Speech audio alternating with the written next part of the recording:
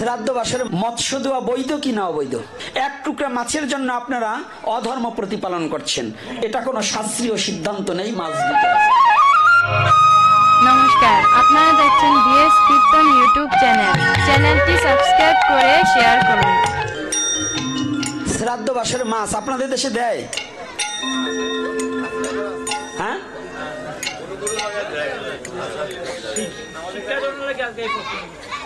আচ্ছা আমার কথাটা কি শুনুন, দেয় কি না বলবেন?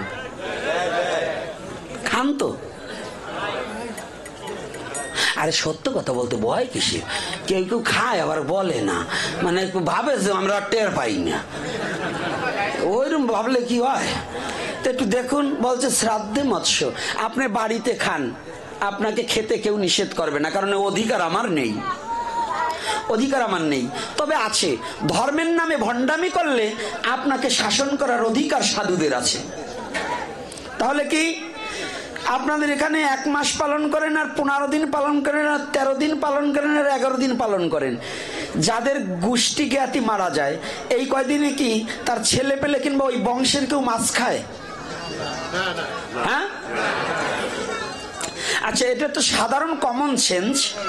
যদি এই কয়দিনে আপনি মাছ না খান, তাহলে তার আত্মার উদ্দেশ্যে যেদিন ভগবান বিষ্ণুর চরণে পিণ্ডদান করবেন, ভগবান বিষ্ণুর চরণে পিণ্ড কোনো খারাপ জিনিস নয়, তো এই পিণ্ডদান করার দিন আপনার কি মৎস্য দেওয়া বৈধ কি না অবৈধ? এটা আপনাদের বিবেকের কাছে প্রশ্ন করুন। এক টুকরা মাছের জন্য আপনারা অধর্ম প্রতিপালন করছেন, এটা কোনো শাস্ত্রীয় সিদ্ধান্ত নেই, মাছ দিতে হবে। আরো শ্রাদ্ধে মৎস্য পরিত্যাগ, এটা মহাপ্রভুর নির্দেশ।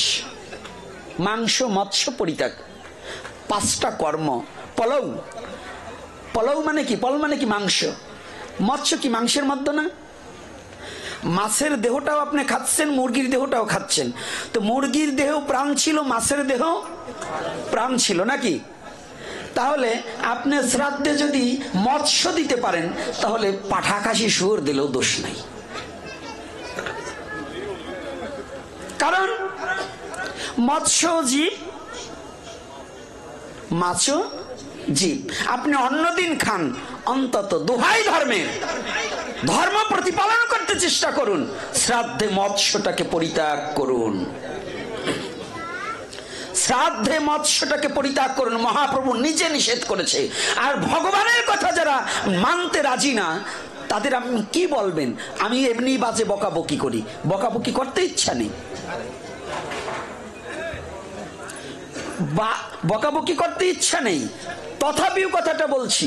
এগুলো কি জানেন, আমাদের পূর্বে ছিল, বলবে এতকাল ধরে আমরা করে আসছি, আজকে আমরা নতুন কথা শুনছি। এই সাধু বাবারা সামনে বসে আপনারা যদি এইভাবে কথা বলেন হবে না। যদি কোনো কথা থাকে হয়তো আগামী দিন বলবেন, আনলে লিখে দেবেন, কিন্তু আপনারা আপনার কথা বললে চোখটা তো আপনাদের দিকে আমার। আপনাদের যে কথাটা বলবেন যে পূর্বপুরুষের বলে আসছে, আর গোপীনাথ এসে নতুন কথা বলছে। পূর্বপুরুষে অনেক কিছু ছিল না, এই রাস্তাঘাট কি এরকম ছিল নাকি মাসিমনগরে? ছিল। এখন পাকা রাস্তায় হাঁটতেছেন কেন?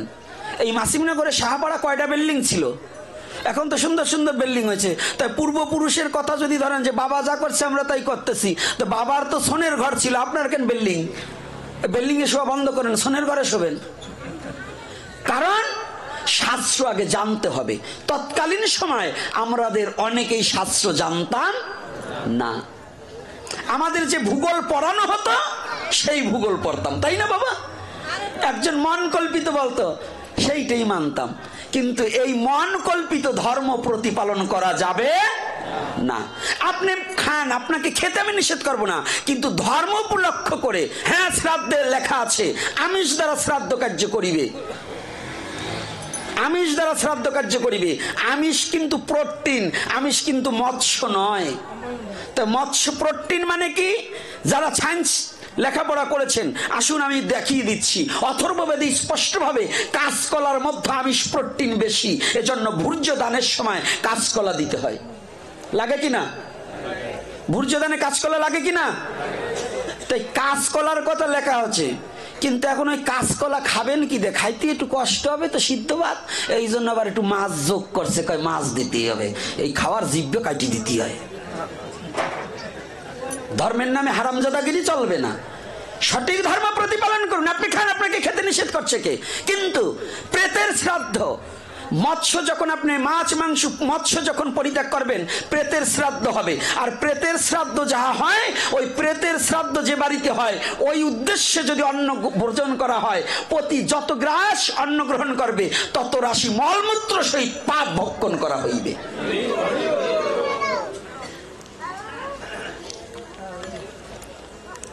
কষ্ট পাবেন না, রাগ করবেন না। কি রাগ হচ্ছে একটু মনে মনে?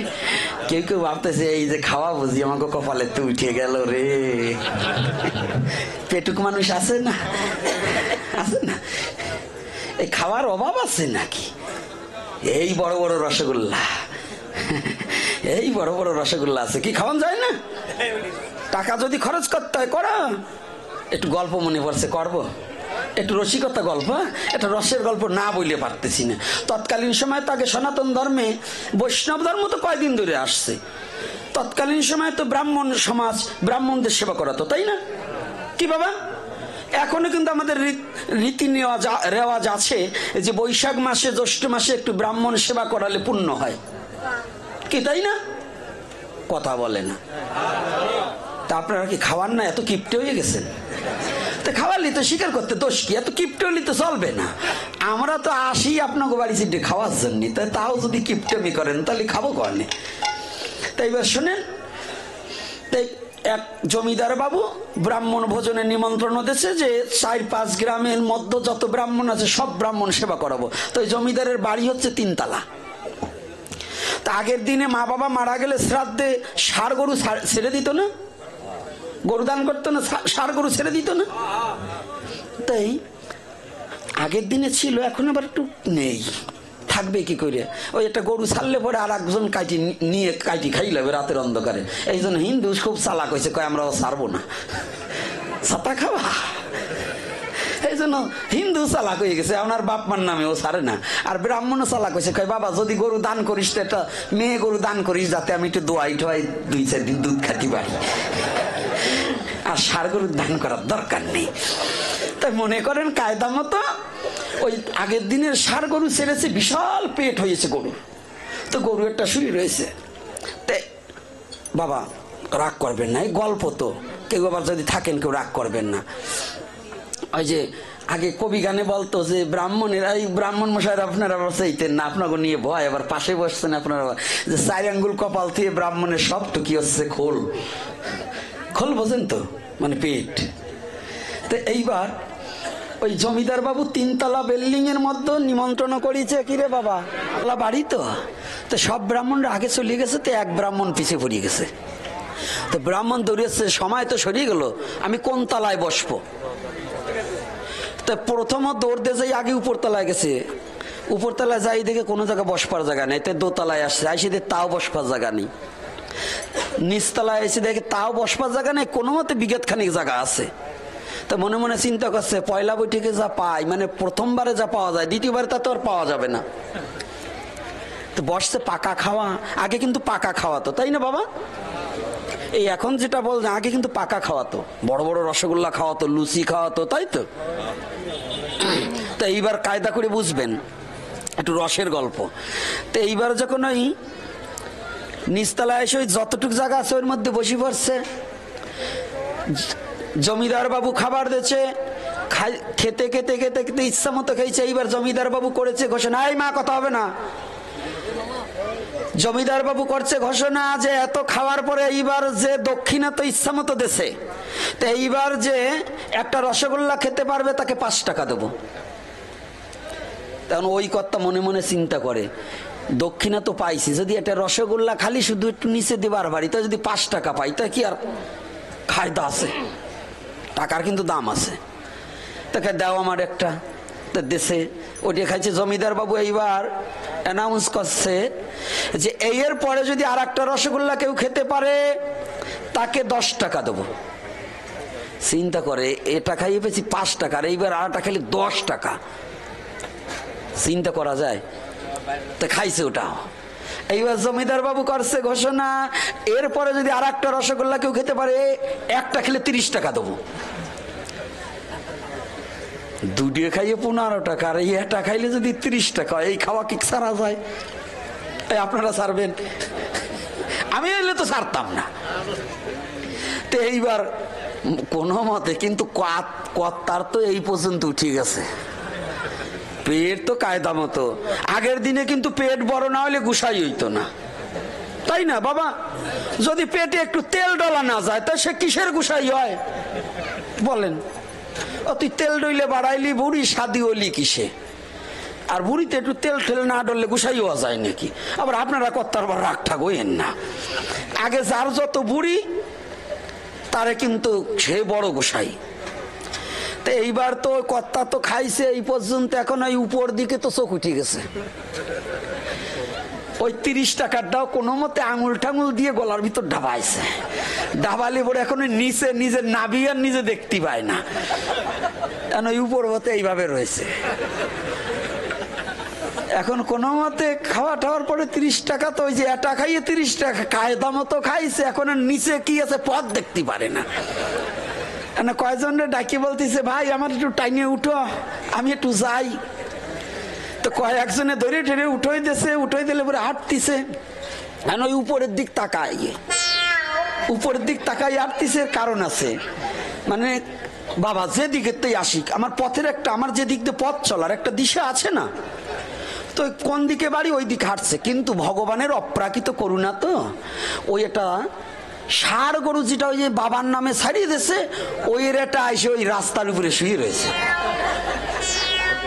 তো কর্তা তো ওই উপরের দিক তাকায় তাকায় আটতেছে, নিচে যে কি আছে তাও তো দেখতেই পায় না।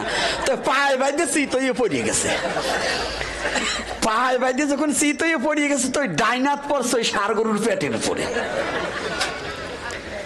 এখানে ওই বাবাদের নিজের পেট হাতায়, আর ওই ডাইনার দই ষাঁড় গরুর পেট হাতায়। ওই গরুর তো আর ঠ্যাং ঠ্যাং হাতে বাজেনি, তো ওই ঠ্যাং যখন ওই পেট হাতাচ্ছে, এখন কয়, ভাই কি তুমি কোন তলায় খাইছিলা? কথাটা বুঝছেন? মানে ও গরুর পেটাতেই বলছে, দাদা তুমি কোন তালায় খাইছিলা? মানে ও এত খাওয়ার পরে চোখ উপরের দিকে উঠিয়ে গেছে, তারপরে ও ষাঁড় গরুর পেট না মানুষের পেটও টের পাচ্ছে না, ওর এখনো খাওয়ার লালসা যায় নাই যে দাদা তুমি কোন তালায় খাইছিল। ও ভাবতেছে আমি তো নিচ তলায় বইছি, উপর তলায় বসি, এর চেয়ে ভালো খাবার দিছে। তাই আমাদের সনাতন ধর্মের মধ্যে এই খাইকুড়ো জাত যত যেখানে আছে, খাইকুড়ো জাত বোঝেন তো? আস্তে কথাটাকে শুনে যান না, দাঁড়াইয়ে কোনো প্রশ্ন করা যাবে না, লিখে দিতে হবে। যদি কোনো কথা থাকে লিখে দিতে হবে। হ্যাঁ, ওটার হবে, আপনার না দিয়ে যাব না, আসছেন যখন বসিয়ে থাকেন।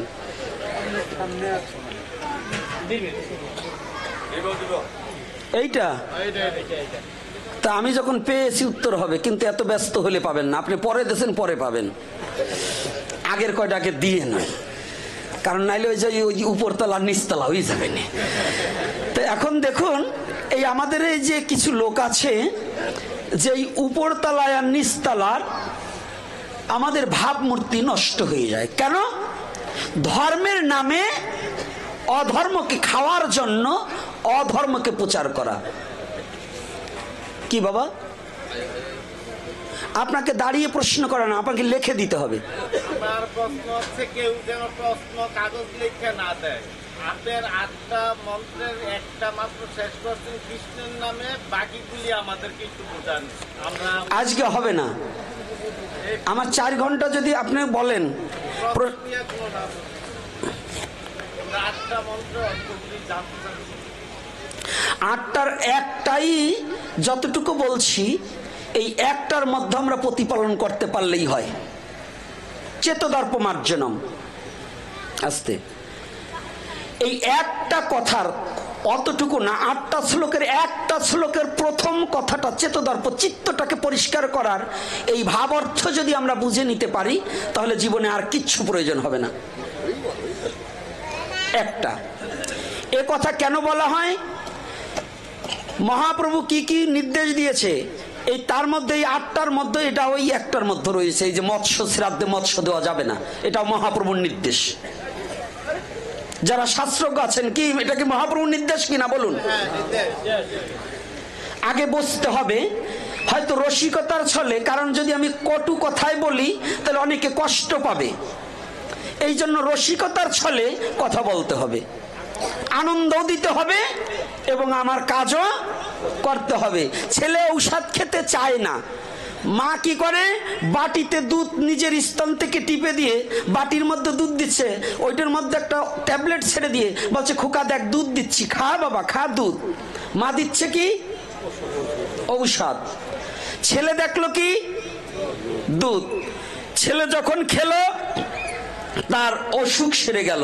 তা আমাদের প্রচার করতে হবে এমন করে, শুধু শ্লোকের উপরে নয়। শ্লোক আপনি একা বুঝবেন, কিন্তু যুব সমাজকে আমার ওই পথ থেকে ফিরিয়ে আনতে হলে বিভিন্ন রকম কথা দিয়ে এদেরকে আমার বুঝাতে হবে এবং আমার সঠিক গন্তব্যস্থানে যেতে হবে, তাই তো? এজন্য আনন্দের প্রয়োজন, শাস্ত্রের প্রয়োজন, যুক্তির প্রয়োজন। যে শাস্ত্র, খালি শুধু শাস্ত্র বলবো, বলুন তো 8টা শ্লোকের একটা শ্লোক যদি বলি, এই যে যেটা অল্প একটু বলেছি এটাও কিন্তু পূর্ণাঙ্গ বলিনি, একটু বলেছি। তারপরে যদি বলি আমি যদি বলি ত্রিনাদপি শুনেছেন তরুরেব সহিষ্ণু ন মানেন মানদেন কীর্তনিয়া সদাহরি, এই শ্লোকটাও কার বলা? কার বলা? মহাপ্রভুর বলা। এই শ্লোকের উপরে আলোচনা করতে গেলে একটা শ্লোকে 7 দিনেও শেষ হবে না। তাহলে কেন? এই প্রশ্ন কমিটির লোক থেকেই আমাকে প্রদান করা হয়েছে। এই ব্যাপারে জানতে চায়। কেন জানতে চায়? সমাজের যে ঘোর বিপদে আছে, এই বিপদটা আপনি আমি বাবা দূর থেকে বুঝতে পারছি না, কিন্তু সমাজ এখন আস্তে আস্তে আমাদের জাতি মূল ধর্মটাকে জানতে চাচ্ছে না, শুধু ফাজলামি দিয়ে জগৎটাকে চলছে। এইটাকে নিরসন করতে হলে কঠোরভাবে আমাদের বলতেই হবে, বলতেই হবে। এজন্য যাক, আপনার কথার জন্য ধন্যবাদ। এইবার শ্রাদ্ধে মৎস্যের কথা তো গেছে নাকি? 2টো গেছে। এইবার লাস্টে লেগেছে একাদশী ব্রত, আগের দিন না পরের দিন, এই নিয়ে দ্বিধাদ্বন্দ্ব। গোস্বামী মতে যারা করবেন, গোস্বামী মতে যেদিন লেখা থাকবে পঞ্জিকায় এবং আপনার গুরু নির্দেশিত পথে, গোস্বামী মত, আপনারা যারা কৃষ্ণ মন্ত্রে দীক্ষা গ্রহণ করেছেন তাদের গোস্বামী মত প্রতিপাদ্য বিষয়। দ্বাদশী সংযুক্ত একাদশী করিতে হইবে, দশমী বিদ্যা একাদশী আমাদের জন্য পরিত্যাগ। যদি বলেন কোথায়, এটার আমার এপিসোড যারা দেখেন এর মীমাংসা আরো আগে করা আছে, কিন্তু তথাপিও সনাতন ধর্মে, আপনি তো বললেন খালি 7টা শ্লোক, সনাতন ধর্মে এই কয়দিন আগে আমারই এক শিষ্য বাড়ি গিয়েছি, সেখানে নাকি একজন বিদগ্ধ একজন ব্রাহ্মণ, তিনি এসে বলছে যে সধবা রমণী একাদশী করা যাবে না। কথাটা ভালো করে বুঝবেন। এই যে আমাদের যে কুসংস্কার প্রচার, সধবা রমণী একাদশী করিতে পারিবে না, শাস্ত্রের কোথায়? মহাপ্রভু স্বয়ং তার মাকেও নির্দেশ করেছে এবং সমস্ত জীবের জন্য একাদশী বৈধ করে দিয়েছে। নারী এবং নর আলাদা কোনো কথা বলেনি।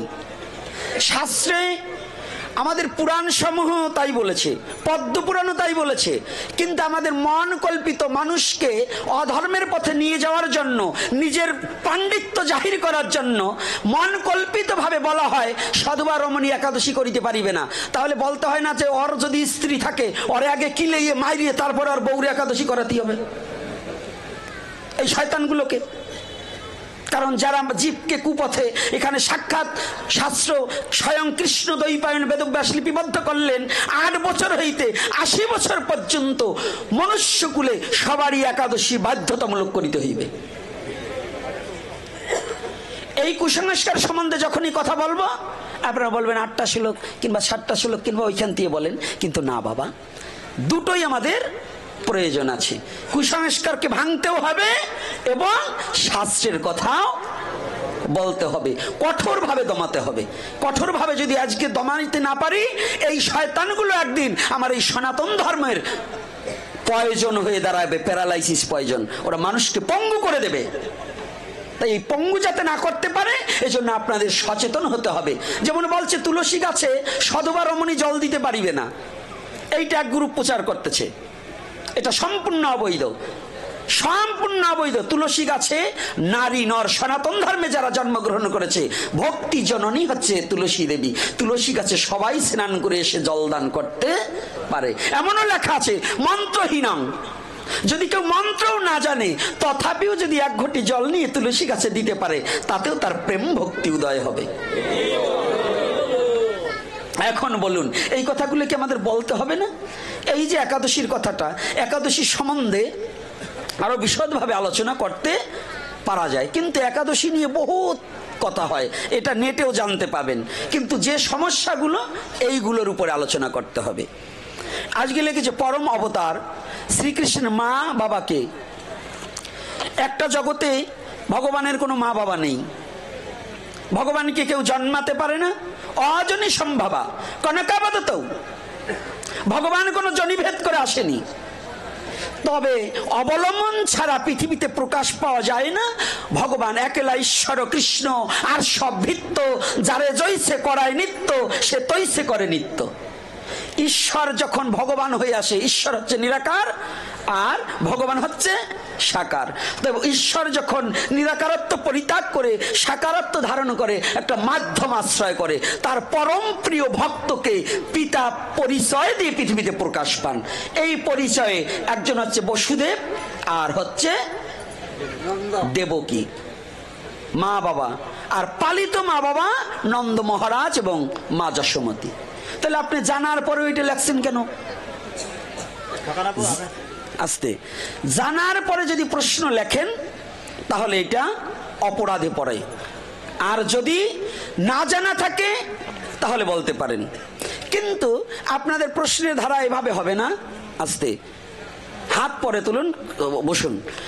প্রশ্নের ধারা থাকতে হবে যে আমরা জানি কৃষ্ণের মা বাবা নন্দ এবং যশোমতী, এবং আবার কোনোখানে বলা আছে বসুদেব এবং দেবকী, তাহলে কৃষ্ণের আসল মা বাবাকে, এভাবে বলতে পারতেন। কিন্তু যখন আপনি প্রশ্নটা করবেন পরম অবতার শ্রীকৃষ্ণের মা বাবাকে, তাহলে আমি যখন বলছি আপনি আবার সেই উত্তর দিচ্ছেন। যখন উত্তর দিচ্ছেন তাহলে আপনি জানেন, কিন্তু জানা প্রশ্ন কাউকে ঠকাবার জন্য করা যাবে না। এটা এক ধরনের চতুরতা হবে।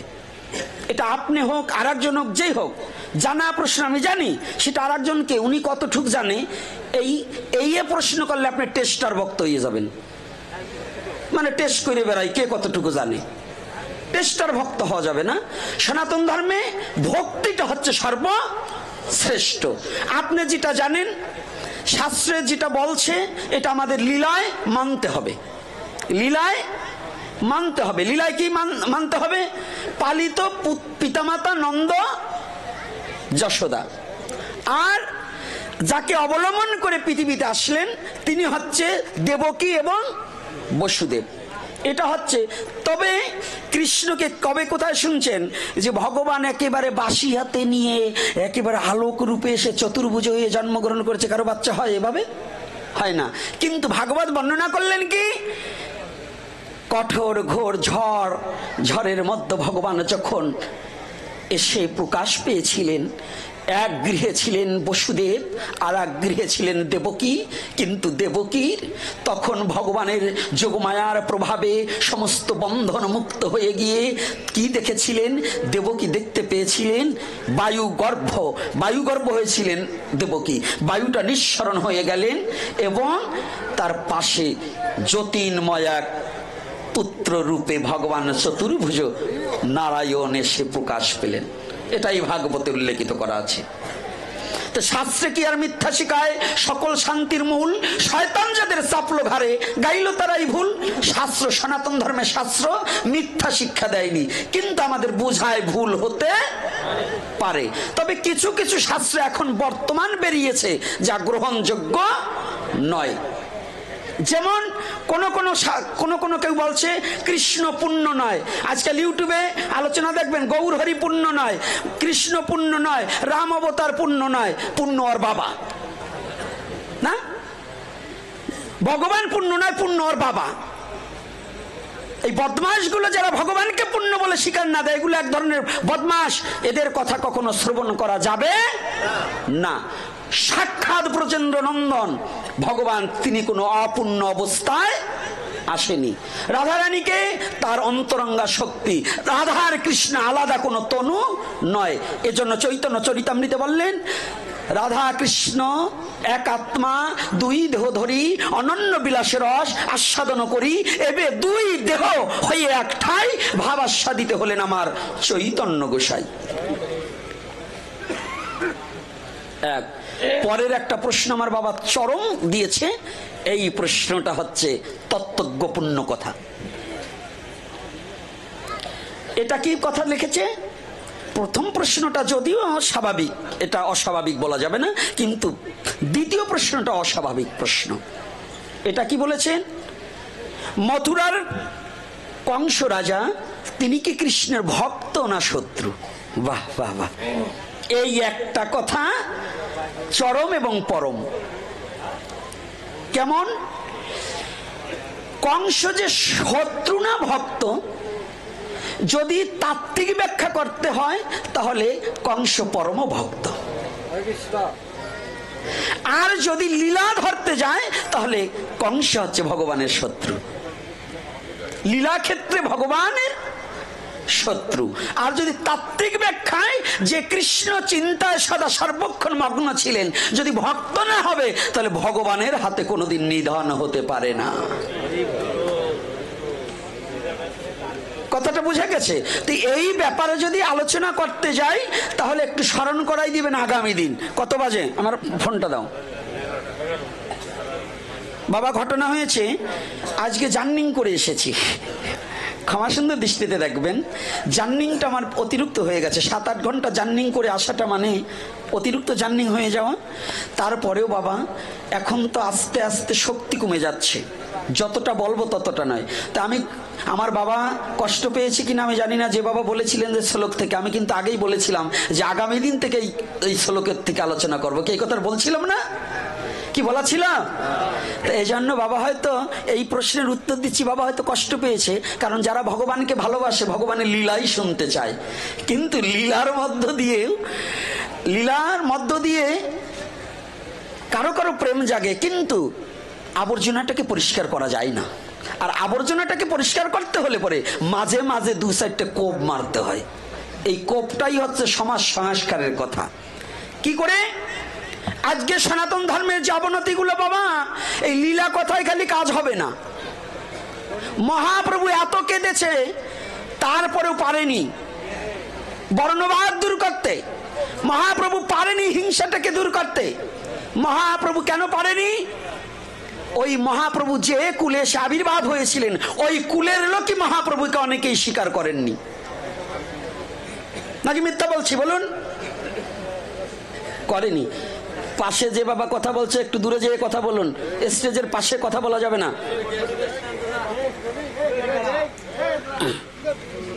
আপনি যে হন পাশে যান। এইবার যে কথাটা ভালো করে শুনুন, আমাদের সমাজ সংস্কারের কেন প্রয়োজন। আজকে আসার সাথে সাথে আমি বলেছিলাম প্রত্যেকটা মা মস্তকখানা ঢেকে বসুন। কি বলেছিলাম না? এই মাটিতে 21 বছর পাঠ হচ্ছে। কোন পাঠক বলছে? এই কোন পাঠক বলছে মা? তা আমার বলার সার্থকটা কি, আমার লাভ কি? আপনি কি আমাকে মাথায় কাপড় দিতে বললে কি এরা কি আমাকে 5000 টাকা দেবে? বেশি দেবে না। তাহলে আমি বলছি কেন? এটা আমার সনাতনের চরিত্র সংশোধন করা কথা। এটাই শুধু ওই কথা বললে কাজ হবে না। কেন? অর্থাৎ নারী যদি অশ্লীল ভাবে বসে থাকে, সেখানে ধর্ম প্রচার করা যায় না। নারী হচ্ছে একটা ক্ষেত্র, ফসল ফলনের ক্ষেত্র। সেই নারী যদি ধর্ম পরায়ণতা না হয়, সেই ক্ষেত্রে কোনোদিন ভালো ফসল ফলে না। তাহলে এই নারীকে আগে কি করতে হবে? আমার মা পৃথিবীতে সনাতন ধর্মের নারীকে যে আসনে বসিয়েছে, পৃথিবীর কোন ধর্ম নারীকে এত বড় আসনে বসায়নি। সনাতন ধর্মের নারীকে দেবীর আসনে বসিয়েছে। দুর্গা কোন মূর্তি? কালী কোন মূর্তি? সরস্বতী কোন মূর্তি? লক্ষ্মী কোন মূর্তি? তাহলে সকলে যদি নারী হয়, তো এই নারীর চরিত্রটা কার মতো হওয়া দরকার? তাই নারী যদি আনারীর মতো চলে ফেরে, এই কথা যদি ভাগবতে না বলি, প্রচারে যদি না বলতে পারি, খালি কৃষ্ণ বলে কেঁদে কেঁদে চলে গেলে আমার জাতির, আমার সমাজের কি হবে? কৃষ্ণ কথা বই পড়লেও পাবে, গ্রন্থ অধ্যয়ন করলেও কৃষ্ণ কথা পাবে, কিন্তু সমাজটাকে, ধর্মটাকে ধারণ করতে হবে কি করে, এ কথা সব সময় সব জায়গা পাওয়া যাবে? যাবে কি বাবা? যাবে? এজন্য আমাদের প্রয়োজন আছে কিনা? কি প্রয়োজন আছে কিনা? একান্ত প্রয়োজন আছে। কি করে আপনার সন্তানটাকে কি করে ধর্মশীলা তৈরি করবেন, এটা কিন্তু যেমন চিনি চিনি চিনি 1000 বার চিনি লেখা আছে, ওই কাগজ চাটলে মিষ্টি লাগে না, লাগে? কৃষ্ণ কৃষ্ণ লেখা আছে, যদি আপনি কৃষ্ণ নাম জপ না করেন, যদি ভক্তি ভরে ভজন না করেন, তাহলে ওই বই পড়লে, হ্যাঁ বই পড়ে যদি ভগবানকে পাওয়া যেত, তাহলে লাইব্রেরিয়ান আগে পাইতো। তাহলে কি লাইব্রেরিয়ান আগে পেত না? কারণ ওই যে বেটা লেখছে উনি আগে পাইয়ে যেত। অর্থাৎ কি বললেন? এজন্য আমাদের চারণ কবি নকুল বিশ্বাস বললেন কি, ভাগবত পড়ে ভগবানকে পাইছনি। কেন বললেন? ওনার কথাটার উদ্দেশ্য শুধু ভাগবত পড়লে হবে না, ভাগবতটাকে হৃদয়ে ধারণ করে অনুগত কর্ম করতে হবে। যদি কর্মিক না হও, তাহলে ভাগবত কোটি কল্পকাল পাঠ করেও ভগবত কৃপা লাভ হবে না। হবে বাবা? তাহলে হৃদয়ে ধারণ করতে হবে, হৃদয়ে ধারণ করতে হবে। যাক, আর দীর্ঘায়ু করব না। আগামী দিন কি ইচ্ছা আছে আপনাদের আসার? রাধে রাধে। কারা কারা আসবেন একটু হাত দেখি তো। রাধে। হ্যাঁ, এটা আমার অনেক মা বাবারাই আসবে। কি হলো রে বাবা, এখন আবার কি করো? জয় শ্রী রাধে। বাউন আর ব্রাহ্মণের পার্থক্য কি? বাহ, চরম একটা কথা বলছেন। ব্রাহ্মণ হচ্ছে ভগবানের একবারে আপনজন। তা ব্রাহ্মণ কে আর বাউন কে? ব্রাহ্মণ কুলে জন্মগ্রহণ করছে, কিন্তু ব্রাহ্মণের আচরণ একটাও করে না।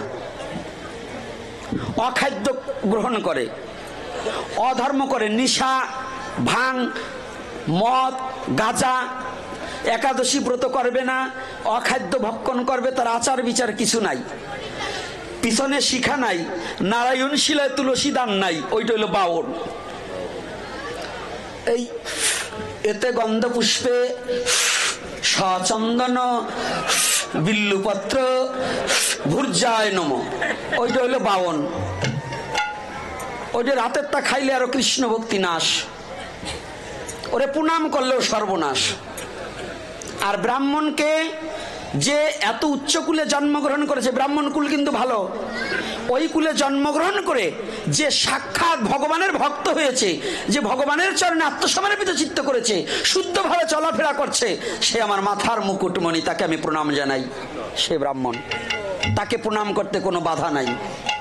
আর যদি ব্রাহ্মণ কুলে জন্মগ্রহণ করে সারা বছর লুঙ্গি পরে ঘুরবে, খালি পূজার সময় যে ধুতি পরে ঘন্টা বাইরেবে, আর শিষ্য বাড়ি যাইয়ে খালি ওই সারা বছর বাড়িতে লুঙ্গি পরে, শিষ্য বাড়ি গেলে ধুতি পরে, মানে কয়খান দাও আমি বাজারে যাই ব্যস্ত,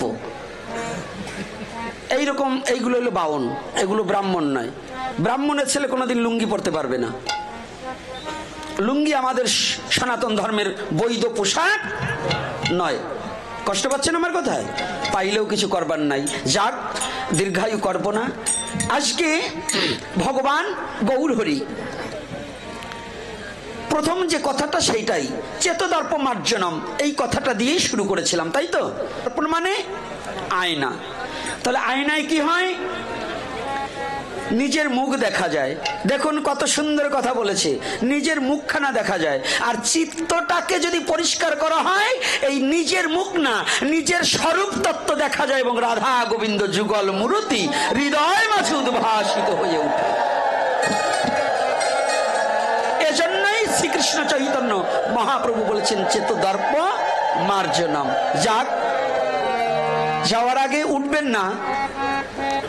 আগামী দিন আমার মাস্টার মশাই হয়তো চলে যাবে, ব্রাহ্মণ আবার একজন চলে যাবে, এরা আবার শিক্ষকতা করে তো, পণ্ডিত মানুষ, তো এদের আবার আটকিয়ে রাখতে পারবো না, চলে যাবে।